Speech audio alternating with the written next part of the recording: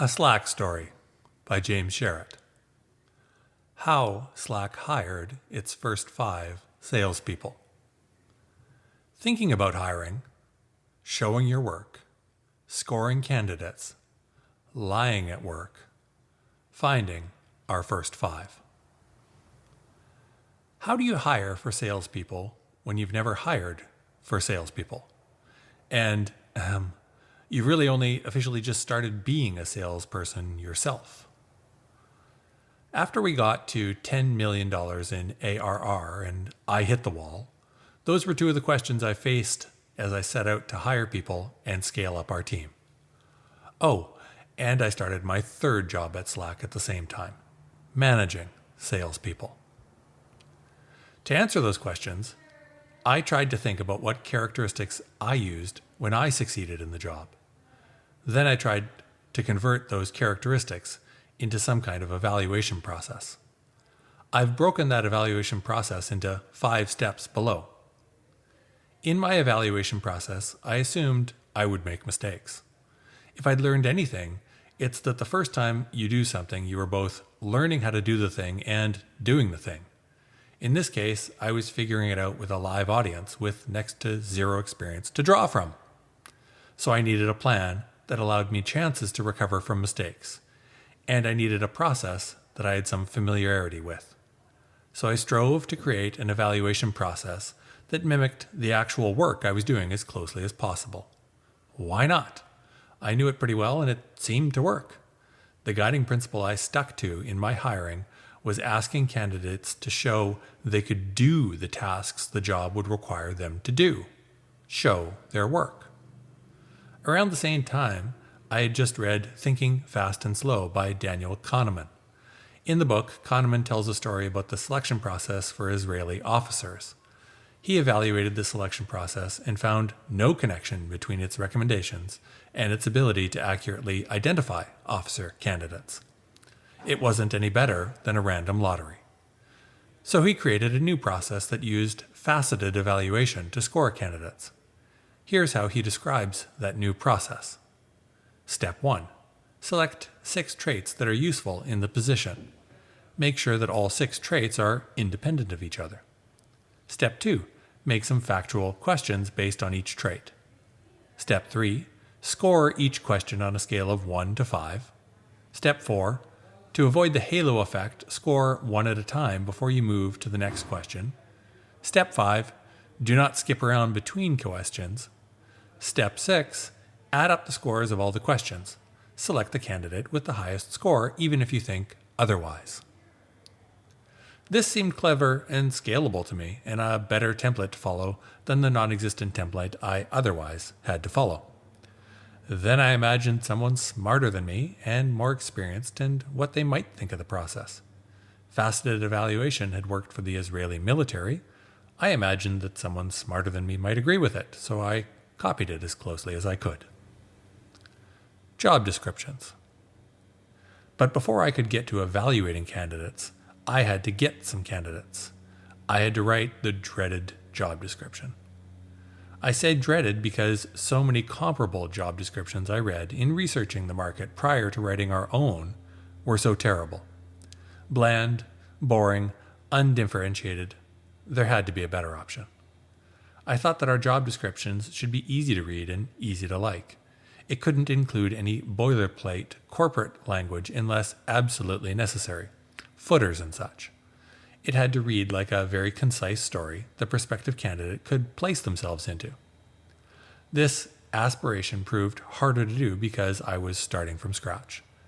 But if you're considering using our experience at Slack as a guide, I want to say it's worth the effort to write excellent job descriptions because of their asymmetry. Hundreds or thousands of people will see the job posting, make a judgment, and prospectively respond to it. Each following job description your organization creates will likely use the original as a template. It's the kind of work that, when done well, I thought of as money in the bank that could pay me back. I'd love at this point to share the exact job description, but I'm afraid it's lost to time. The Wayback Machine does have the slack.com/jobs page archived from around this time, October 14th, if you're interested. Once I thought I had the job description together, I forced myself to read it aloud in front of someone I liked. Thank you to the endless patience of my wife. I had to force myself to actually read every word, and it was painful. But it was also fruitful. Where I stumbled or added a word or it just didn't feel right, I marked it and changed it.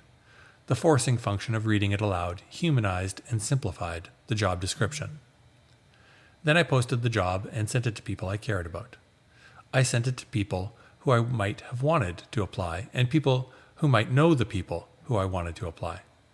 It felt like a mini marketing campaign and, like any campaign, required a bit of planning and persistence. More specifically, it required me to directly ask for people to put themselves forward as candidates. If you are curious, please hit the button and apply. If you know anyone who might be curious, please share it with them and encourage them to hit the button and apply. I'll be on the other side of the button and I'll read every application. At the time, I didn't really screen for sales experience so much as for the quality of the application, the sense of a story of the applicant, and the trajectory I could imagine their career on. We focused on that trajectory more so than their experience. Step 1. Writing assignment. When I found an interesting application, I gave folks a written assignment to do within a few business days, around 7 or so if I remember correctly. Enough that they could find solid time to do it if they had a busy life and family and hobbies outside work.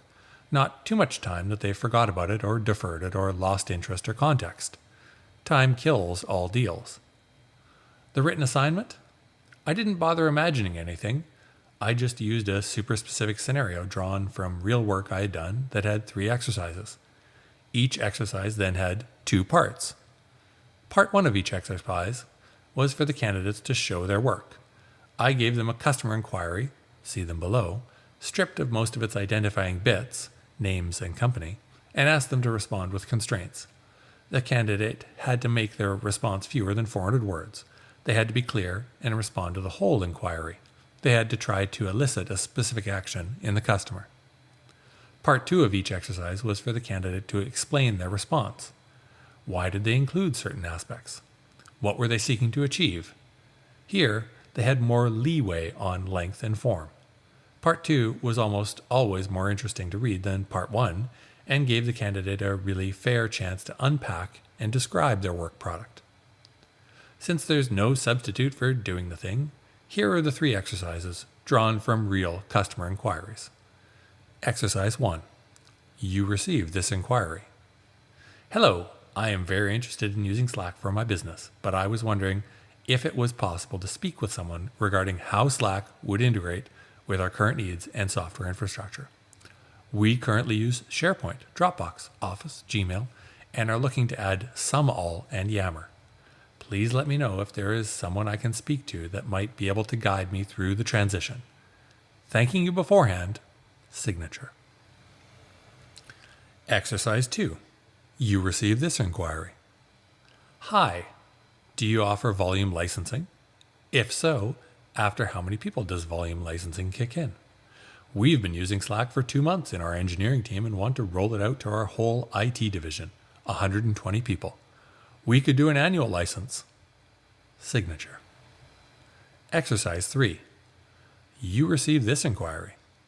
Hello. We are interested in implementing Slack across our organization, but we need to create a business case for our operations manager. Can you please provide us with the benefits of Slack that show how it can help streamline our business and reduce complications? Thank you in advance. Signature. These exercises each had some clues in them for further information gathering. The domain name would lead to the organization if the candidate did a little research. The time received on the inquiry could lead to an order to respond in. We expected the candidate to be able to pick up on those clues and interpret them and show us their work. But overall, the exercises were pretty self-contained. The exercises also proved to be a bit intimidating to folks. It seemed like a lot of work to them. It required sustained thought and concentration. If you weren't a bit curious about the process and excited by writing, it likely wasn't something you wanted to do. But if you saw it as a game to see how well you could solve these tiny mysteries, then it was for you. And that filtering process was incredibly important because, for the most part, This was the work that a successful candidate would be doing on a day-to-day basis. I invited many folks to do the writing exercises, and not all of them did them. This is good. They self-selected out of the exercises, which meant they self-selected out of a job they didn't want or weren't willing to do. The last thing I'll say in guidance is that I think it's important to be ruthless about the executive function elements of the written assignment. It can't be longer than the word limit. It can't be late. It can't have spelling mistakes. Any names have to be spelled correctly. I also judged the work based on visual and usability elements. It couldn't be a single blob of a paragraph with no thought to the eyes or brain of the reader. It had to have some flow and some consideration demonstrated for reading on screen. Step 2. Scoring the work. Once I had received a written assignment from a candidate, I would read through both Part 1 and Part 2 twice, then score the written assignment on a standardized matrix. I shortcutted the Kahneman 6 ratings and only used 5 facets, each scored out of 5, with a 5 as excellent and a 1 as terrible. The 5 facets we used for our evaluation matrix, with their companion questions to be considered in the score by the evaluator, were, in no particular order: communication. How well does this person communicate in writing? How well in conversation? How well do they read/listen? How much do they tailor their communication to the context, audience, form, timing, setting? Integrity. How well does this person uphold trustworthiness? Are they trustworthy as a representative? How do they act in situations where they are uncomfortable? Do they check out as a high-integrity person? Poise. How well does this person present? Do they come across as well-prepared? Do they handle challenges well?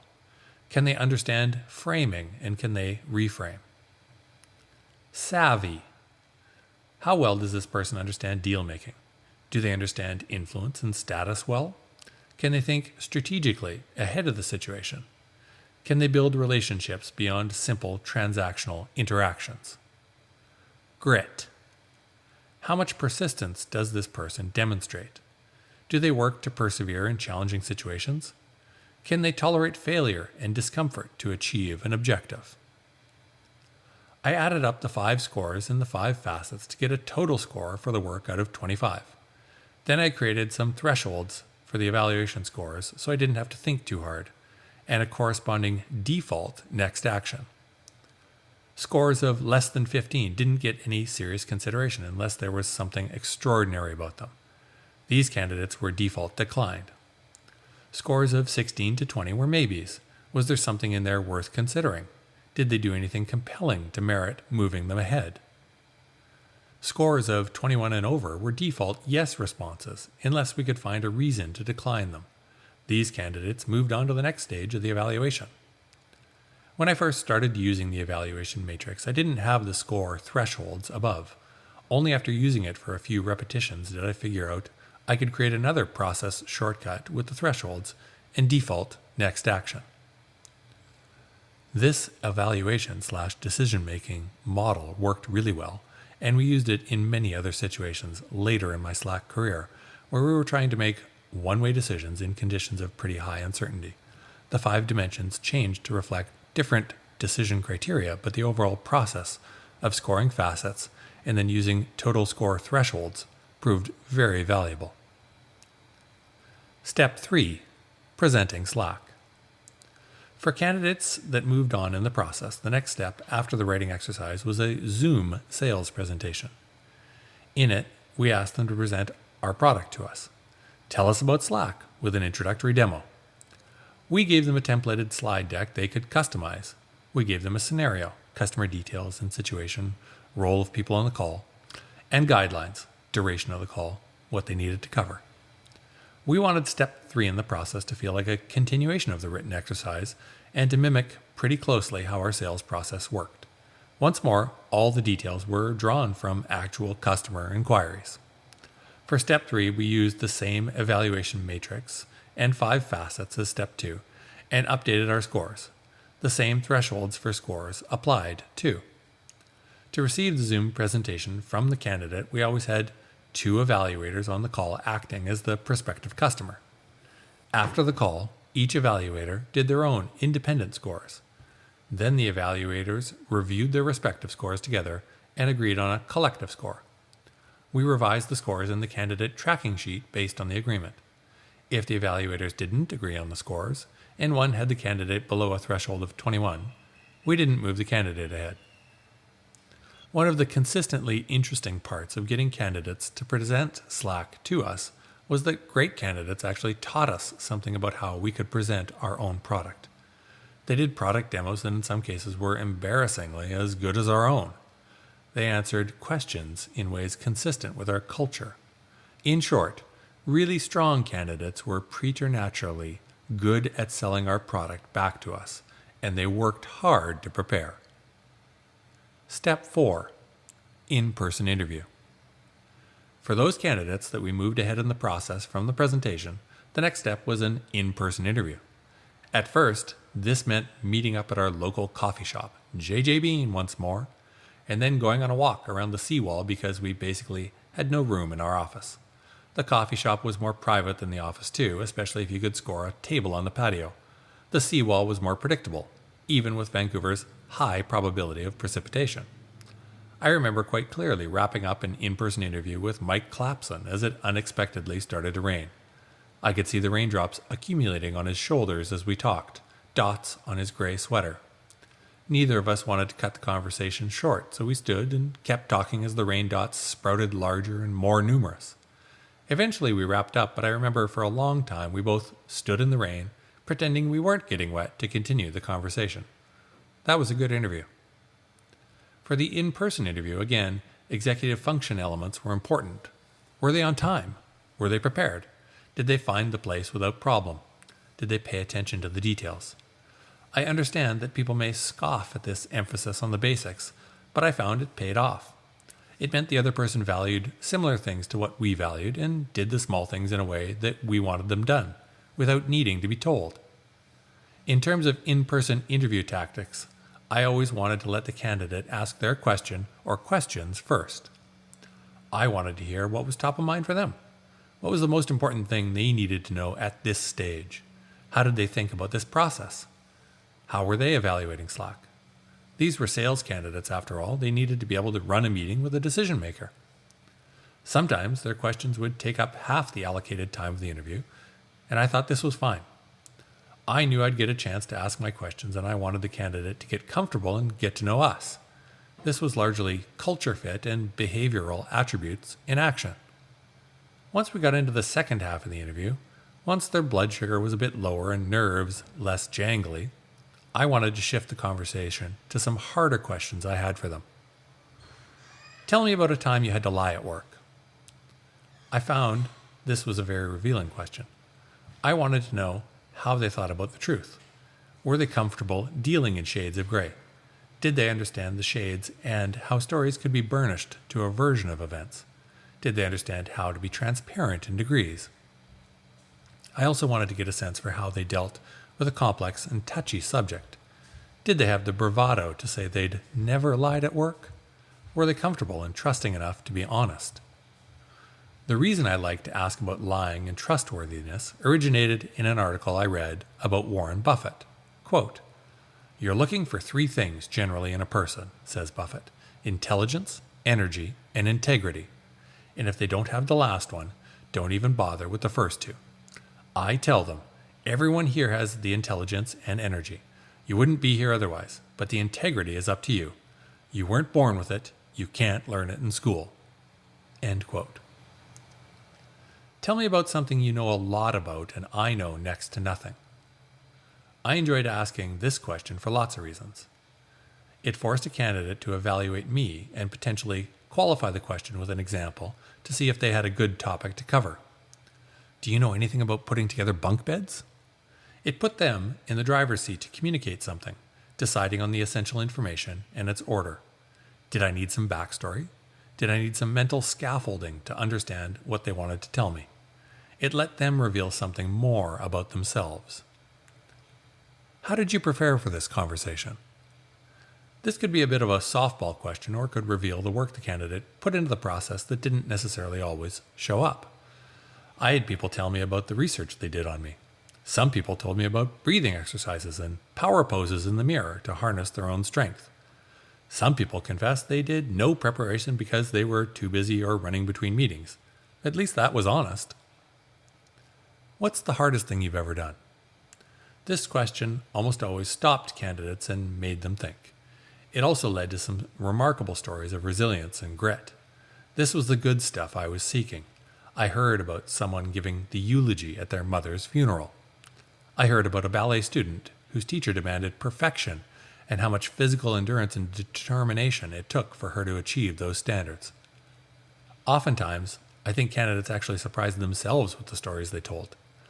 Maybe I just wore them down a bit, but the candidates I remember best are those that consistently let themselves be vulnerable.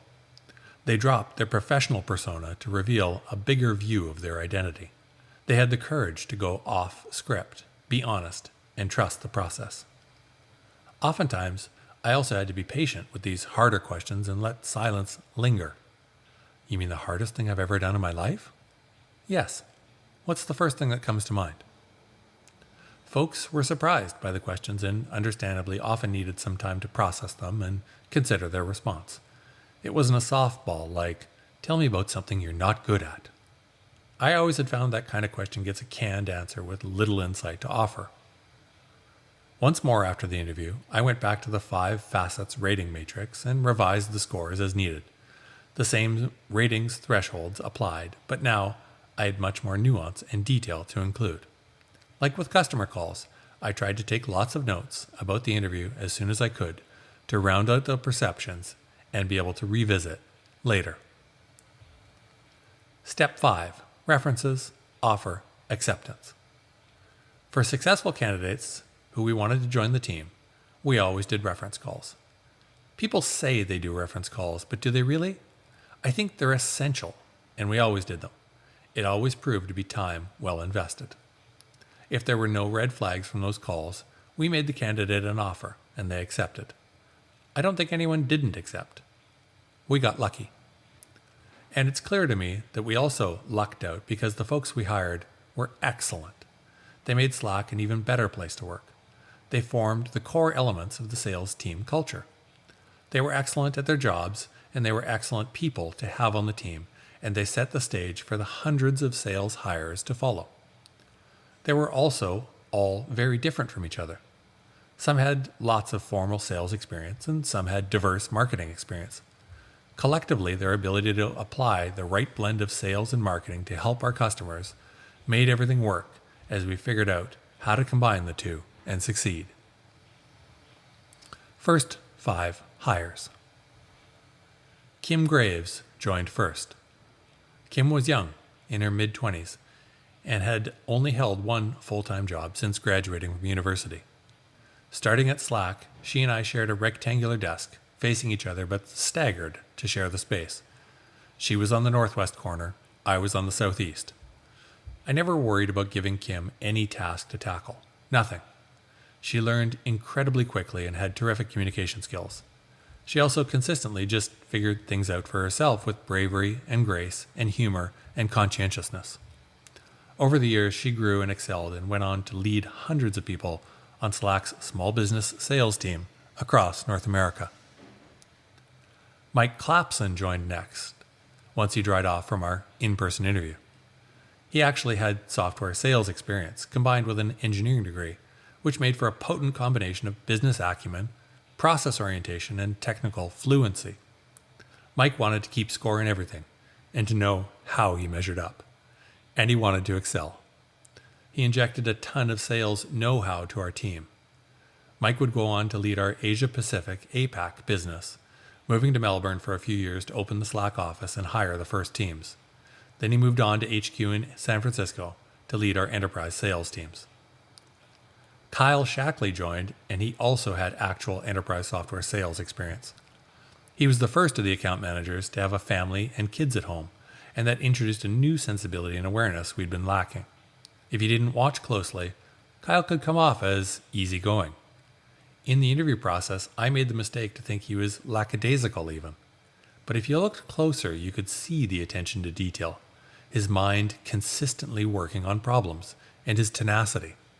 Kyle worked on many of our largest customers for many years and led a 100,000 person plus rollout of Slack at IBM, our largest customer for a long time.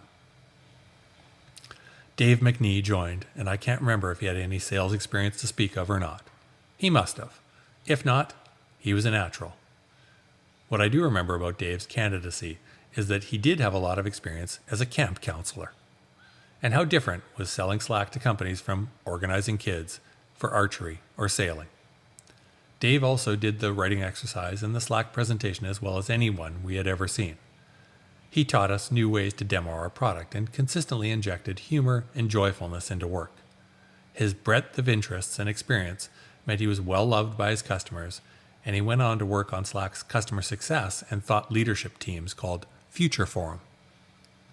Christina Meng joined, and she definitely had structured sales experience in a larger organization, creating leads, handling opportunities, qualifying and progressing deals.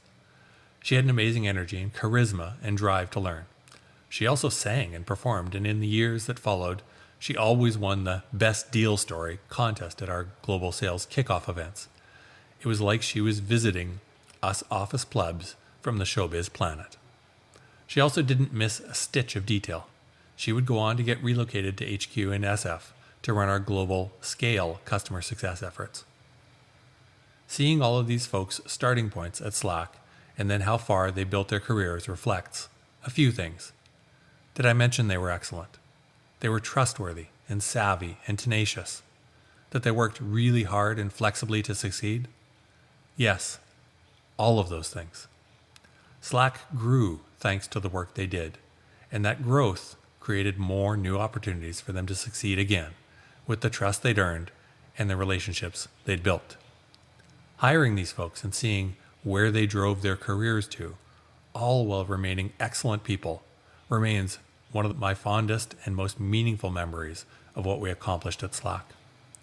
Thank you to each of them for trusting in Slack and our weird and unproven process. Up next, how Slack sold to enterprises, discovering enterprise needs, launching a new Slack product, starting to sell as a team. Thank you very much.